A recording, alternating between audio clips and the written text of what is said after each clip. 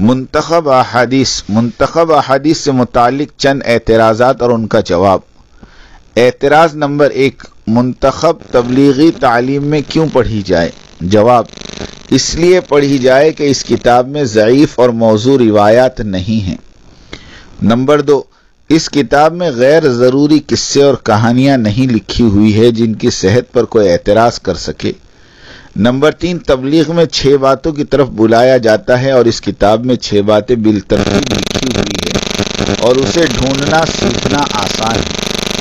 Number 4، اس علمی دور میں ہر بات کو سند سے پیش کیا جاتا ہے اور اس کتاب کی خوبی یہ ہے کہ اس میں کوئی حدیث غیر مستند نہیں ہے۔ اعتراض نمبر 2، اس کتاب کے مصنف مولانا سعد صاحب نہیں ہیں اور نہ ہی حضرت جی مولانا یوسف صاحب ہیں۔ جواب، اس کتاب کے مصنف حضرت جی مولانا یوسف صاحب ہی ہیں۔ انہوں نے اس کتاب کے کچھ یا بہت کچھ باب لکھے۔ تکمیل اور ترتیب ان کے بعد ان کے پوتے موجودہ حضرت جی مولانا سعد صاحب نے فرمائی۔ اس کتاب کے ترجمے اور ترتیب میں کچھ دوسرے علماء کرام بھی شامل ہوئے، تو یہ کوئی عجیب بات نہیں، یہ تو وقت کی ضرورت ہے۔ اس لیے کہ آج کل ایک آدمی سب کچھ نہیں کرتا، کوئی ترجمہ کرتا ہے تو کوئی کمپوزنگ، کوئی مصحح، یہ سب مل کر ایک کتاب تیار کرتے ہیں۔ جس طرح کتاب بہشتی زیور، اس پر درجنوں علماء کرام نے کام کیا، پھر یہ چھپ کر آئی۔ اب کوئی احمق یہ کہنے لگے کہ جن جن ساتھیوں نے بہشتی زیور کی طباعت پر اپنی صلاحیت لگائی، حضرت تھانوی کے ساتھ ان سب کے نام بہشتی زیور کے صفحے اول پر ہونا چاہیے، تو یہ ڈیمانڈ بیجا ہے، عقل سے پرے ہیں۔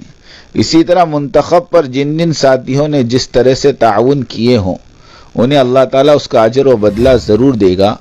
اب یہ ڈیمانڈ کرنا کہ ہمارا نام بھی فرنٹ پیج پر لکھو، یہ غیر ضروری اور غیر پروفیشنل بات ہے۔ ہماری فقہ کی شہرت یافتہ کتاب اعلیٰ السنن پر کتنے لوگوں نے کام کیا؟ کیا اس کتاب پر سارے لوگوں کے نام ہیں؟ یہ تو ہوئے انتظامی امور سے متعلق اعتراضات۔ اب شرعی حکم کی طرف اپنی توجہ مبذول فرمائیے۔ تنبیہ، اب بات یہاں زید بکر کی تصنیف سے متعلق نہیں بلکہ احادیث رسول اللہ صلی اللہ علیہ وسلم سے متعلق ہیں، جسے ہم اوپر پڑھ آئے ہیں کہ اس صحیح حدیث اور مستند احادیث کا انکار اور اس سے عداوت اور ان سے اختلاف اور ان پر لب کشائی سراسر کفر اور نفاق اور فسق اور ظلم